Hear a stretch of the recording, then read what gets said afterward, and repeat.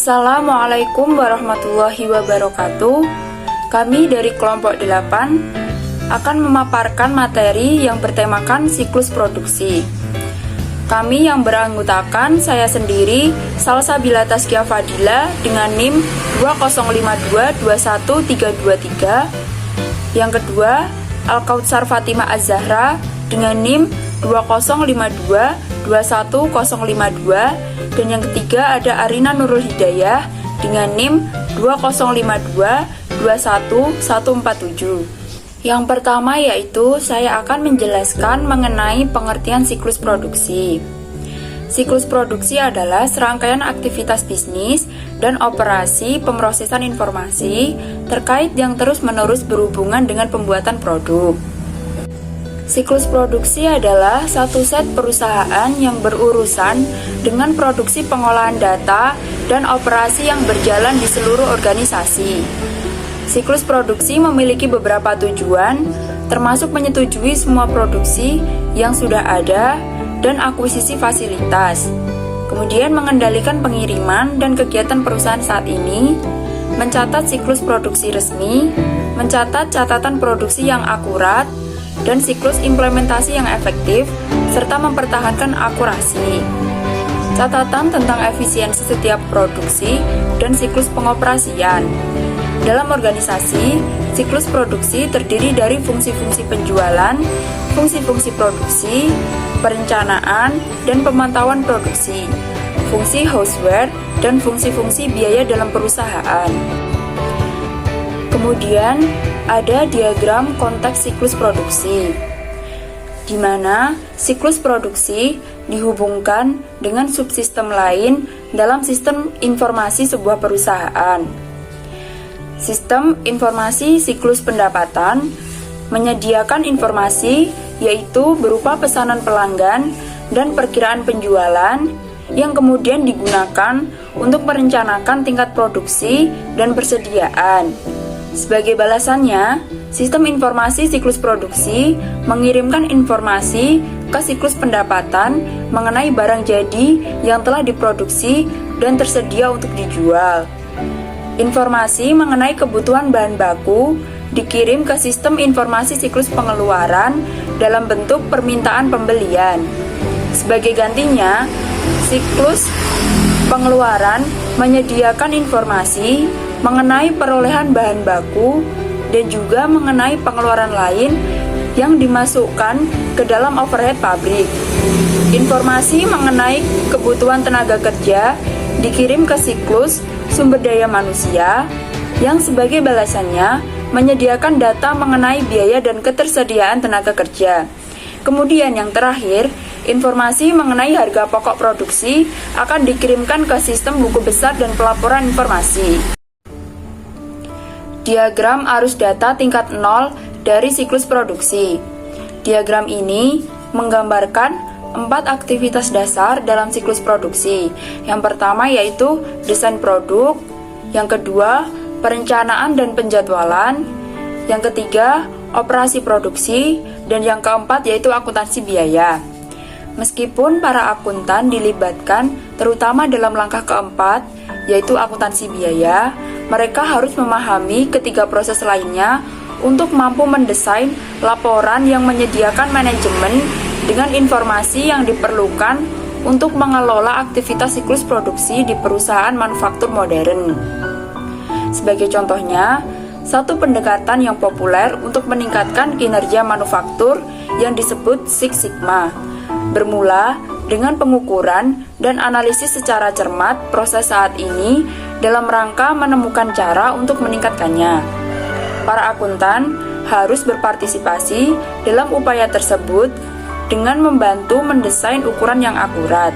Kemampuan mereka untuk melakukannya, meski demikian mensyaratkan bahwa mereka memahami aktivitas produksi yang diukur. Sistem informasi siklus produksi. Sistem informasi siklus produksi mengintegrasikan baik data operasional maupun keuangan dari banyak sumber. Departemen teknik bertanggung jawab untuk mengembangkan spesifikasi produk. File daftar bahan baku menyimpan informasi mengenai komponen-komponen produk dan file daftar operasi berisi informasi mengenai bagaimana untuk pembuatan setiap produknya. Untuk mengembangkan spesifikasi tersebut, Departemen Teknik mengakses kedua file tersebut untuk memeriksa desain produk yang serupa. Departemen Teknik juga mengakses buku besar dan file persediaan untuk informasi mengenai perkiraan penjualan dan pesanan pelanggan. Departemen Perencanaan Produksi menggunakan informasi itu plus data mengenai tingkat persediaan saat ini untuk mengembangkan jadwal induk produksi dan membuat catatan baru dalam file pesanan produksi untuk mengotorisasi produksi barang-barang tertentu. Pada waktu yang bersamaan, catatan baru ditambahkan pada file barang dalam proses untuk mengakumulasi data biaya. Permintaan bahan baku dikirimkan ke Departemen Penyimpanan Persediaan untuk mengotorisasi pengeluaran bahan baku. Antar muka Computer Integrated Manufacturing mengirimkan instruksi mendetail ke stasiun kerja pabrik. Antar muka SIM tersebut juga mengumpulkan data biaya dan operasional yang digunakan untuk memperbarui file barang dalam proses dan pesanan produksi masing-masing. Ini adalah ikhtisar desain sistem ERP untuk mendukung siklus produksi. Ancaman dan pengendalian dalam siklus produksi yaitu dari isu-isu umum di seluruh siklus produksi. Ancaman yang pertama, data induk yang tidak akurat atau tidak valid. Pengendaliannya yaitu dengan pengendalian integritas pengolahan data, pembatasan akses terhadap data induk, dan tinjauan pada semua perubahan terhadap data induk. Ancaman yang kedua, pengungkapan yang tidak diotorisasi oleh informasi sensitif, dikendalikan dengan pengendalian akses dan enkripsi. Ancaman yang ketiga, kehilangan atau penghancuran data, dikendalikan dengan backup dan prosedur pemulihan bencana. Langkah pertama dalam siklus produksi adalah desain produk. Desain produk bertujuan untuk menciptakan sebuah produk yang memenuhi kebutuhan pelanggan dari segi kualitas, daya tahan, dan fungsionalitas sementara untuk meminimalkan biaya produksi. Kemudian, aktivitas desain produk menghasilkan dua output. Yang pertama yaitu daftar bahan baku. Daftar bahan baku adalah sebuah dokumen yang menyebutkan nomor bahan baku, deskripsi, dan kuantitas dari tiap-tiap komponen yang digunakan dalam sebuah produk. Yang kedua yaitu daftar operasi. Adalah sebuah dokumen yang menspesifikasi urutan langkah-langkah untuk mengikuti dalam membuat produk, peralatan apa yang digunakan, dan seberapa lama setiap langkah yang diambil. Ancaman dari desain produk yaitu desain produk yang buruk mengakibatkan kelebihan biaya. Pengendaliannya yaitu dengan analisis akuntansi biaya yang timbul dari pilihan desain produk dan analisis garansi dan biaya perbaikan. Langkah kedua dalam siklus produksi adalah perencanaan dan penjadwalan. Tujuannya adalah untuk mengembangkan rencana produksi yang cukup efisien untuk memenuhi pesanan yang ada dan mengantisipasi permintaan jangka pendek sekaligus meminimalkan persediaan bahan baku dan barang jadi. Ada dua metode perencanaan produksi. Yang pertama yaitu Manufacturing Resource Planning atau MRP2, perpanjangan dari perencanaan sumber daya bahan baku yang berupaya untuk menyeimbangkan kapasitas produksi yang ada dengan kebutuhan bahan baku untuk memenuhi permintaan penjualan yang diperkirakan. Yang kedua yaitu produksi ramping, memperpanjang prinsip-prinsip sistem persediaan just in time untuk seluruh proses produksi dan untuk meminimalkan atau mengeliminasi persediaan bahan baku, barang dalam proses, dan barang jadi. Selanjutnya yaitu dokumen kunci dan formulir pada perencanaan dan penjadwalan. Nah, aktivitas perencanaan dan penjadwalan menghasilkan 3 dokumen. Yang pertama yaitu Production Order atau biasa disebut dengan pesanan produksi, di mana pesanan produksi ini mengotorisasi pembuatan dalam kuantitas yang telah ditentukan pada sebuah produk tertentu. Selanjutnya yang kedua yaitu Material Requisition atau biasa disebut dengan permintaan bahan baku.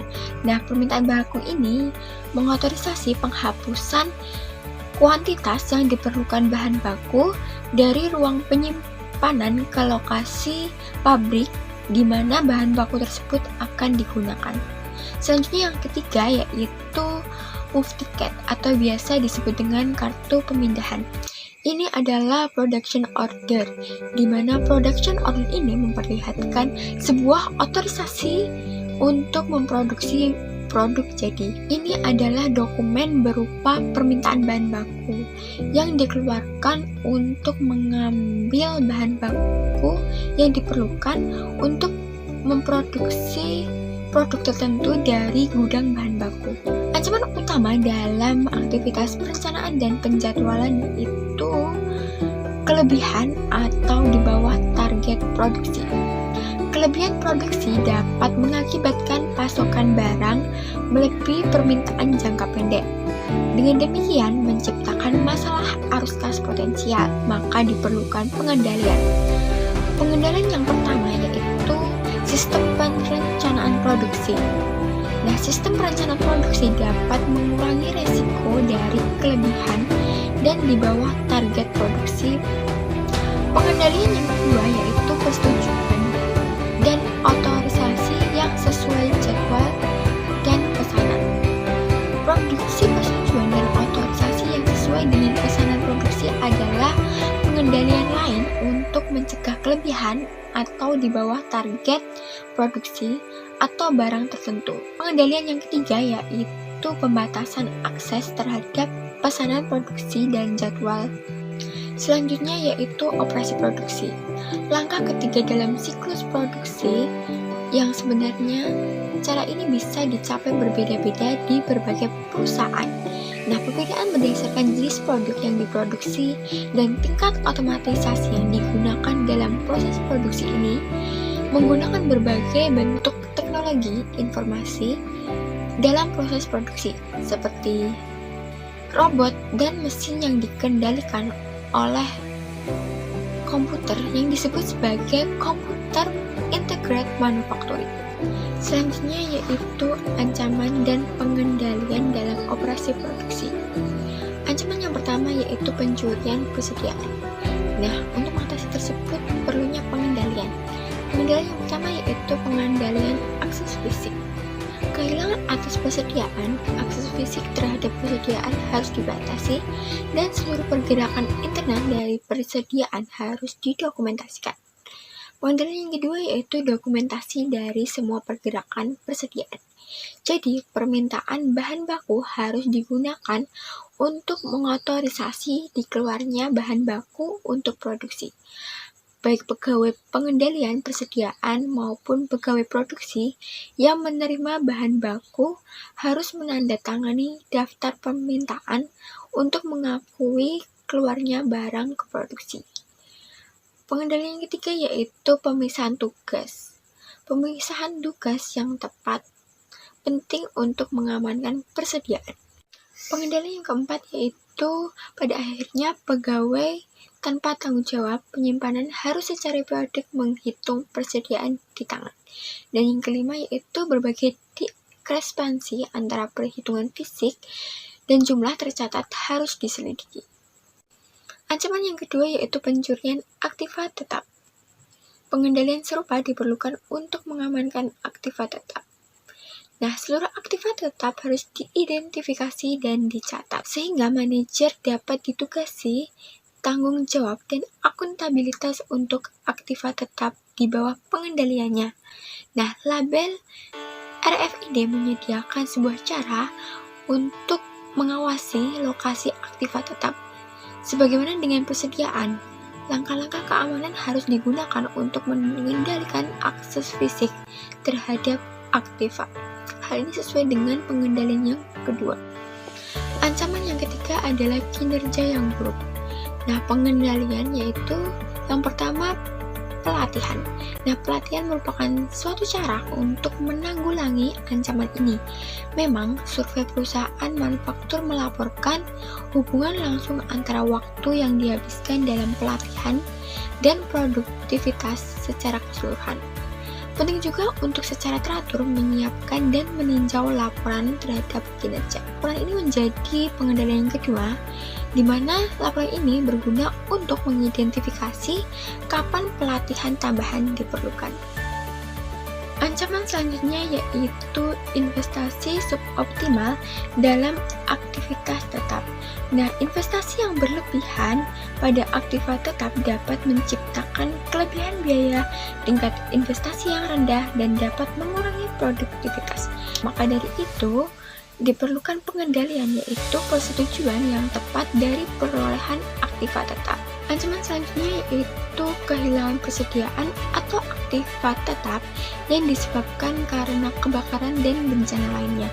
Nah, untuk mengatasi tersebut perlunya pengendalian yaitu pengamanan fisik seperti sistem pemadaman api didesain untuk mencegah bencana tersebut. Ancaman yang selanjutnya yaitu gangguan aktivitas produksi. Tingginya tingkat otomatisasi dalam aktivitas siklus produksi berarti bahwa bencana seperti pemadaman listrik yang dialami oleh California dalam tahun-tahun terakhir ini tidak hanya mengganggu fungsi sistem informasi, tetapi juga dapat mengganggu aktivitas manufaktur. Maka dari itu perlunya pengendalian yaitu membackup sumber daya. Nah, sumber daya ini seperti generator dan perangkat suplai daya bebas gangguan. Berikut beberapa ancaman dan pengendalian dari operasi produksi. Akuntansi biaya menjadi langkah terakhir dari siklus produksi. Pada subbab akuntansi biaya ini akan dijabarkan mengenai pengertian akuntansi biaya, tujuan dari adanya akuntansi biaya, proses, ancaman, dan juga pengendalian dari akuntansi biaya. Seperti yang kita ketahui, bahwa akuntansi biaya merupakan proses terakhir dari siklus produksi yang dilakukan, sehingga bisa diartikan bahwa akuntansi biaya pada proses produksi adalah suatu sistem pencatatan dan pengelolaan biaya produksi yang digunakan untuk menghitung dan mengendalikan biaya yang terkait dengan proses produksi barang ataupun jasa. Sistem akuntansi biaya pada proses produksi digunakan untuk menghitung biaya bahan baku, biaya tenaga kerja langsung, dan biaya overhead pabrik yang diperlukan untuk menghasilkan produk akhir. Terdapat 3 tujuan dari akuntansi biaya.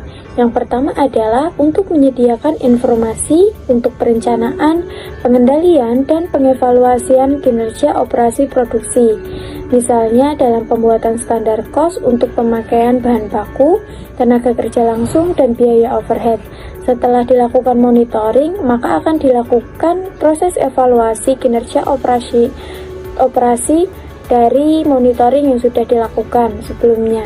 Kemudian yang kedua adalah untuk menyediakan biaya yang akurat mengenai produk untuk digunakan dalam penetapan harga dan keputusan bauran produk. Data biaya harus akurat karena akan digunakan untuk mengambil berbagai macam keputusan, misalnya untuk penetapan harga penjualan ataupun keputusan untuk bauran produk sehingga tidak merugikan perusahaan. Yang ketiga adalah untuk mengumpulkan dan memproses informasi yang digunakan dalam menghitung nilai-nilai persediaan dan harga pokok penjualan. Angka-angka inilah yang akan digunakan dalam laporan keuangan. Maka angka dan datanya harus akurat agar data yang dihasilkan dapat digunakan dan tidak menimbulkan kerugian bagi perusahaan karena salah mengambil keputusan. Selanjutnya yaitu proses akuntansi biaya. Dalam proses akuntansi biaya ini, sistem akuntansi biaya harus didesain untuk mengumpulkan data secara real time mengenai kinerja aktivitas produksi sehingga manajemen dapat membuat keputusan yang tepat waktu. Dalam perhitungan, sebagian besar perusahaan menggunakan biaya job order atau perhitungan proses untuk menentukan biaya produksinya. Pengertian perhitungan biaya job order atau job order costing adalah penentuan biaya ke batch produk tertentu atau pekerjaan dan digunakan ketika produk atau jasa yang dijual terdiri dari bagian-bagian yang dapat diidentifikasi secara diskret atau berlainan. Sebagai contohnya, perusahaan konstruksi menggunakan perhitungan biaya job order untuk setiap rumah yang dibangun. Sama halnya, akuntan publik dan firma hukum menggunakan perhitungan biaya job order untuk menghitung masing-masing biaya pada setiap audit ataupun kasus. Kemudian metode perhitungan biaya proses atau proses costing, menentukan biaya pada masing-masing proses atau pusat kerja dalam siklus produksi dan kemudian menghitung biaya rata-rata untuk seluruh unit yang diproduksi. Perhitungan biaya proses digunakan ketika barang atau jasa yang hampir sama diproduksi dalam jumlah yang massal dan unit diskret tidak dapat dengan segera diidentifikasi. Sebagai contohnya adalah pembuatan bir dengan mengakumulasikan biaya yang terkait dengan proses penghalusan, fermentasi primer, penyaringan, dan pembotolan dalam memproduksi sebuah batch dari jenis produk bir tertentu dan kemudian menghitung total biaya unit rata-rata untuk produk tersebut. Sama halnya dengan reksadana yang mengakumulasikan biaya yang terkait dengan penanganan simpanan dan penarikan dana nasabah dan kemudian menghitung biaya per unit dari transaksi tersebut. Pemilihan perhitungan biaya job order ataupun proses hanya akan mempengaruhi pada metode yang digunakan untuk menentukan biaya ke produk, bukan untuk mempengaruhi metode yang digunakan untuk mengumpulkan data tersebut. Pada proses akuntansi biaya ini terdapat beberapa data pemrosesan. Yang pertama adalah data penggunaan bahan baku. Terjadi ketika produksi dimulai, penerbitan permintaan bahan baku akan memicu debit barang dalam proses untuk bahan baku yang dikirim ke produksi. Jika bahan baku tambahan diperlukan, debit yang lain dibuat untuk barang dalam proses. Sebaliknya, barang dalam proses dikredit untuk bahan baku yang tidak digunakan dan dikembalikan ke persediaan. Kemudian, data pemrosesan yang kedua adalah biaya tenaga kerja langsung. Di masa lalu, IOE dalam proses produsen lainnya menggunakan dokumen kertas yang disebut dengan kartu jam kerja atau job time ticket untuk pengumpulan data mengenai aktivitas tenaga kerja. Dokumen ini akan mencatat jumlah waktu seorang pekerja yang digunakan untuk setiap tugas dalam pekerjaan tertentu. Namun, pada saat ini,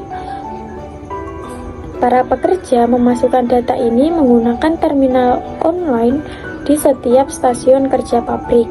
Kemudian data pemrosesan yang ketiga adalah penggunaan mesin dan peralatan. Ketika perusahaan mengimplementasikan CIM untuk mengotomatisasikan proses produksi, proporsi yang lebih besar dari biaya produk yang terkait dengan mesin dan peralatan yang digunakan untuk pembuatan produk tersebut. Data mengenai penggunaan mesin dan peralatan dikumpulkan di setiap tahap proses produksi. Namun seringkali bersamaan dengan data mengenai biaya tenaga kerja. Sebagai contohnya, ketika para pekerja mencatat aktivitas mereka di sebuah stasiun kerja tertentu, kemudian sistem tersebut juga dapat mencatat informasi yang mengidentifikasi mesin dan peralatan yang digunakan dan durasi penggunaannya. Kemudian data pemrosesan yang terakhir adalah biaya overhead pabrik. Biaya overhead pabrik yang biasanya secara ekonomis tidak layak untuk melacak langsung terhadap pekerjaan atau proses tertentu. Contohnya adalah biaya penggunaan air, listrik, ataupun utilitas lainnya, perlengkapan, sewa, asuransi, dan pajak properti bagi pabrik. Sebagian besar dari biaya-biaya ini dikumpulkan dengan sistem informasi siklus pengeluaran, kecuali gaji penyelia yang diproses oleh sistem informasi siklus sumber daya manusia. Para akuntan dapat memainkan peran penting dalam pengendalian biaya overhead dengan cermat menilai bagaimana perubahan dalam bauran produk dapat mempengaruhi total overhead pabrik. Meskipun demikian, mereka harus melampaui tidak hanya sekedar mengumpulkan data, tetapi juga mengidentifikasi faktor-faktor yang mendasari agar mendorong perubahan dalam biaya total. Selanjutnya adalah ancaman akuntansi biaya. Terdapat 3 ancaman dari akuntansi biaya, yaitu data biaya yang tidak akurat, kemudian laporan yang menyesatkan, dan juga alokasi biaya overhead yang tidak tepat. Selanjutnya adalah pengendalian akuntansi biaya. yang pada subbagian ini akan menjelaskan bagaimana sistem perhitungan biaya berbasis aktivitas atau activity based costing dan metrik kinerja inovatif dapat menanggulangi masalah-masalah mengenai sistem perhitungan biaya. Yang pertama, pengendalian akuntansi biaya menggunakan peningkatan pengendalian sistem biaya yang berbasis aktivitas, di mana pada pengendalian ini akan menggunakan sistem berbasis aktivitas yang berusaha secara langsung menelusuri proporsi besar dari biaya overhead ke produk, kemudian menggunakan sejumlah biaya pol untuk mengakumulasi biaya tidak langsung yang dapat dibagi menjadi 3 kategori. Yang pertama, overhead terkait dengan batch, kemudian yang kedua, overhead terkait dengan produk, dan yang ketiga adalah overhead keseluruhan perusahaan. Kemudian, pengendalian juga dilakukan dengan merasionalisasikan alokasi overhead ke produk dengan mengidentifikasi pemicu biayanya. Kemudian, yang kedua adalah pengendalian akuntansi biaya melalui peningkatan manajemen biaya,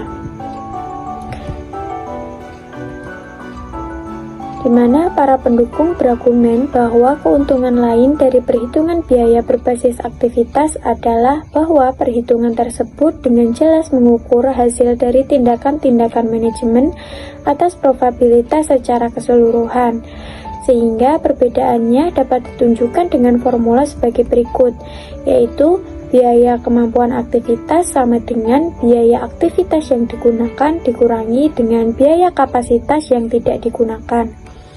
Kemudian, pengendalian akuntansi biaya yang ketiga melalui peningkatan dengan matriks kinerja inovatif melalui throughput, sebuah ukuran efektivitas produksi. Throughput menunjukkan jumlah unit barang yang diproduksi dalam suatu periode waktu tertentu. Throughput ini terdiri dari 3 faktor di mana masing-masing dapat dikendalikan secara terpisah sebagaimana yang ditunjukkan dalam formula sebagai berikut, yaitu throughput sama dengan total unit yang diproduksi dibagi dengan waktu pemrosesan dikali dengan waktu pemrosesan dibagi total waktu dan perkalian antara unit barang dibagi dengan total unit. Kemudian pengendalian akuntansi biaya yang terakhir adalah ukuran pengendalian kualitas, di mana biaya pengendalian kualitas dapat dibagi ke dalam 4 area, yaitu pertama, biaya pencegahan berhubungan dengan perubahan yang terdapat pada proses produksi yang didesain untuk mengurangi tingkat kecacatan produk. Kemudian yang kedua adalah biaya inspeksi yang berhubungan dengan pengujian untuk memastikan bahwa produk memenuhi standar dan kualitas. Yang ketiga adalah biaya kegagalan internal yang berhubungan dengan pengerjaan ulang atau pembuangan produk yang diidentifikasikan sebagai produk cacat sebelum penjualan. Kemudian yang terakhir adalah biaya kegagalan eksternal yang dihasilkan dari produk cacat dijual ke pelanggan. Biaya ini meliputi biaya-biaya seperti klaim kewajiban produk, garansi, dan biaya perbaikan, serta hilangnya kepuasan pelanggan dan kerusakan reputasi perusahaan. Sekian presentasi dari kelompok kami, kurang lebihnya mohon maaf. Wassalamualaikum warahmatullahi wabarakatuh.